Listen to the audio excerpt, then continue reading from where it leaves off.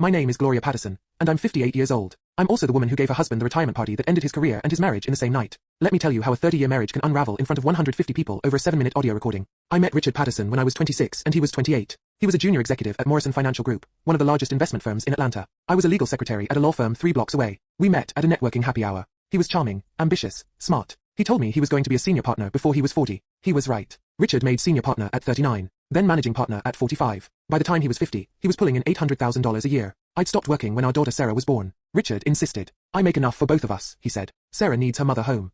So I became a stay-at-home mom. I raised Sarah. I managed the household. I hosted Richard's business dinners. I smiled at company parties. I played the perfect corporate wife. For 30 years, Richard was set to retire at 58. He'd built up a massive retirement package, stock options, deferred compensation, pension. We were looking at $4.2 million in retirement assets, plus our home, plus savings. We'd be comfortable. More than comfortable. In January, Richard announced he was retiring in June. He wanted to travel, play golf, enjoy life. We've earned it, Gloria, he said. 30 years of hard work. It's time. I started planning his retirement party immediately. Morrison Financial had a tradition. When senior partners retired, the firm threw a massive celebration. Usually 100 to 150 people. Partners, employees, clients, family. I worked with Richard's assistant, Karen, to plan everything. Karen had worked for Richard for 12 years. She was efficient, professional, always helpful. Mr. Patterson wants the party at the Commerce Club, Karen told me. He's always loved that venue. The Commerce Club. Atlanta's most prestigious private club. The ballroom rental alone was $12,000. Perfect, I said. Let's make it spectacular. I planned for months. Hired caterers. Arranged for a jazz band Richard loved. Created a video montage of his career, photos from his first day at Morrison Financial, partnerships he'd closed, awards he'd won. The firm was covering most costs, but I supplemented from our personal funds. I wanted it to be perfect. Richard's retirement date, Saturday, June 22nd. Party date, Friday, June 21st. On Monday, June 10th, I was cleaning Richard's home office. He'd asked me to organize his files before retirement. He wanted to donate old case materials to the firm's archives. I found the phone. A second phone. Hidden in his desk drawer, under a stack of old legal pads. An iPhone. Not the one he carried daily. A completely separate device. My hands shook as I turned it on. No password. He hadn't expected anyone to find it. I opened the messages. There were hundreds. Thousands. All to one contact. Karen. His assistant. I sat down in his office chair and started reading. The messages went back 3 years. 3 years of, I love you. 3 years of, I can't wait to hold you. 3 years of explicit messages about what they'd done together. What they planned to do. Lunch breaks at hotels. Work trips that were actually romantic getaways. Late nights at the office that were nights at her apartment. There were photos. Videos. Things I will never unsee. And plans. Plans for after his retirement. 6 more months, baby, Richard had written in February. Then I'm free. We can finally be together. Karen's response. I can't wait. I love you so much. We've waited so long. Another message from Richard. I'm telling Gloria after the retirement party. Clean break. Then you and I can start our life together. Start their life together. With my husband's retirement money. Money from a career I'd supported for 30 years. Money from a marriage I'd sacrificed my own career for. I read every message. Looked at every photo. Watched every video. Then I copied everything to a flash drive. I put the phone back exactly where I'd found it. And I finished planning the retirement party. The week before the party, I made some additions to the program. I told the AV company at the Commerce Club that I'd be bringing a special audio presentation. A surprise tribute to Richard. I've collected voice messages from colleagues and friends, I explained. I'd like to play them during the dinner.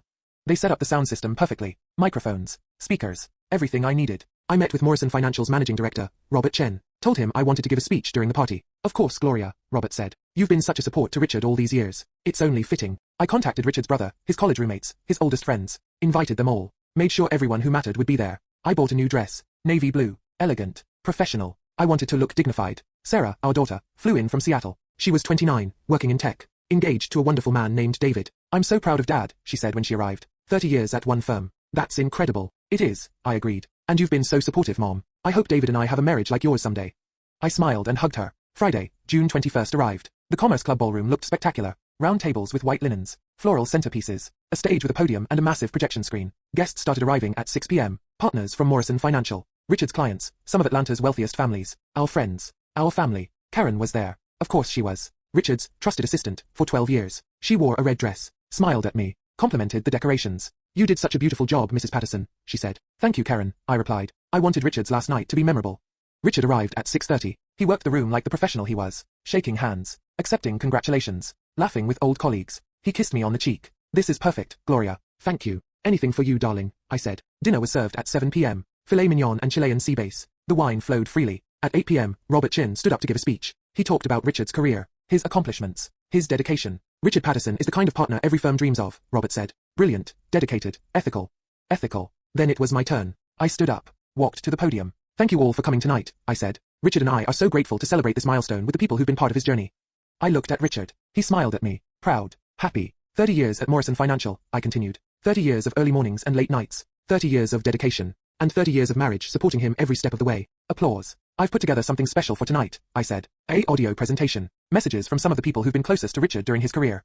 I nodded to the AV technician. Let's listen. The lights dimmed slightly. The speakers crackled to life. But it wasn't messages from colleagues. It was audio from the secret phone. Voice memos. Richard and Karen. The first one was from 2 years ago. Richard's voice. I'm at another one of Gloria's dinner parties. God, I'm so bored. I can't wait until we can be together full time. Karen's voice. Soon, baby. Just a couple more years. Richard's voice. She has no idea. She thinks we're this perfect couple. The ballroom went silent. People looked confused. Looked at Richard. His face had gone pale. The next recording. Karen's voice. Do you think Gloria suspects anything? Richard's voice.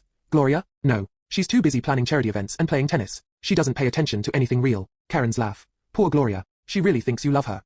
Richard's voice. I did love her. 25 years ago. Now she's just convenient. A placeholder until I can retire and start my real life. With you. I watched the room. Richard's colleagues looked shocked. His clients looked uncomfortable. Our daughter Sarah had tears streaming down her face. The recordings continued. Explicit conversations about their affair. Hotels they'd visited. Lies Richard had told me. Plans for their future. Richard's voice. After the retirement party, I'm telling Gloria I want a divorce. I'll say we've grown apart. I'll give her the house and some money. She'll be fine. Karen's voice. And then we can finally be together. Richard's voice. I've already talked to a lawyer. Figured out how to structure the divorce to protect my assets. She won't get much from the retirement accounts. Most of it's in my name only. That last part was a lie. I checked with my own lawyer. His retirement accounts were marital property, but Richard had planned to hide them anyway. I let the recordings play for 7 minutes. 7 minutes of betrayal, of mockery, of plans to discard me after 30 years. When they ended, the lights came back up. The ballroom was silent. I looked at Richard. He was standing. His face red. Angry. Gloria, he started. Sit down, Richard, I said calmly. I turned to face the room. I found Richard's second phone 10 days ago, I said. Found 3 years of messages with his assistant, Karen. Found their plans for retirement. Their plans to start a life together after discarding the wife who'd supported him for 30 years. I looked at Karen. She was crying. I wanted you all here, Richard's colleagues, his clients, his friends, his family, because you've been part of our lives. You've celebrated our anniversaries. You've told me what a lucky woman I am to be married to Richard Patterson. I paused. But you should know who Richard really is. A man who would plan to abandon his wife the moment his retirement was secure. A man who would use marital funds to take his mistress on trips while telling me we needed to save money. A man who would mock his wife behind her back while she planned his retirement party. I pulled out a folder from beneath the podium. These are divorce papers. I'm filing on Monday. I'm also filing a lawsuit against Morrison Financial for allowing an affair between a senior partner and his subordinate, a clear violation of your ethics policy. Karen will be named in that lawsuit as well. Robert Chen's face had gone white. Richard's retirement package is partially marital property, I continued. My lawyer has already filed motions to freeze those assets pending divorce proceedings. Richard won't be accessing that $4.2 million retirement fund until the court determines fair division. I looked at Richard. You wanted a retirement party, darling. Here it is. Enjoy. I picked up my purse and walked toward the exit. Sarah stood up and followed me. She walked right past her father without looking at him. Behind us, the ballroom erupted in chaos. The aftermath was nuclear. Morrison Financial launched an internal investigation. Karen was fired within a week for violating the firm's ethics policy. Romantic relationships between partners and subordinates were strictly prohibited. Richard tried to argue that the relationship had been consensual and personal.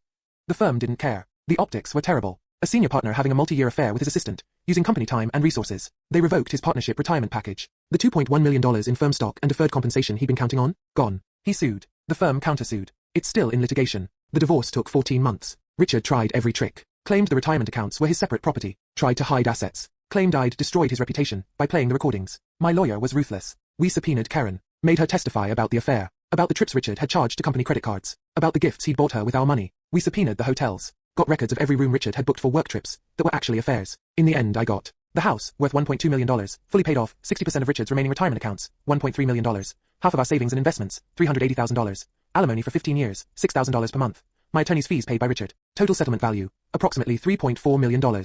Richard tried to reconcile with Sarah. She refused to see him for a year. They have a relationship now. Minimal. Polite. But she told me she'll never look at him the same way. You gave up your career for him, Mom, she said. And he was planning to screw you over. I'm glad you exposed him. Richard's career never recovered. His reputation was destroyed. Clients left. He had to take a position at a smaller firm for a fraction of his previous salary. Karen moved to another city. Last I heard, she and Richard aren't together. Turns out their great love couldn't survive being exposed. I'm 61 now. 3 years past that retirement party. I travel. I volunteer. I took art classes. I reconnected with old friends I'd lost touch with during my corporate wife years. I'm dating someone. A retired teacher. Kind. Honest. Transparent. He knows my story. He's not intimidated by it. You stood up for yourself, he told me. That takes courage. Sometimes I think about that night at the Commerce Club. The looks on people's faces. Richard's humiliation. I don't regret it. He was planning to discard me quietly. Take most of the money. Start a new life while giving me scraps after 30 years of support. I made sure everyone knew the truth. Some retirement parties celebrate careers. Mine exposed one. And I'd do it again.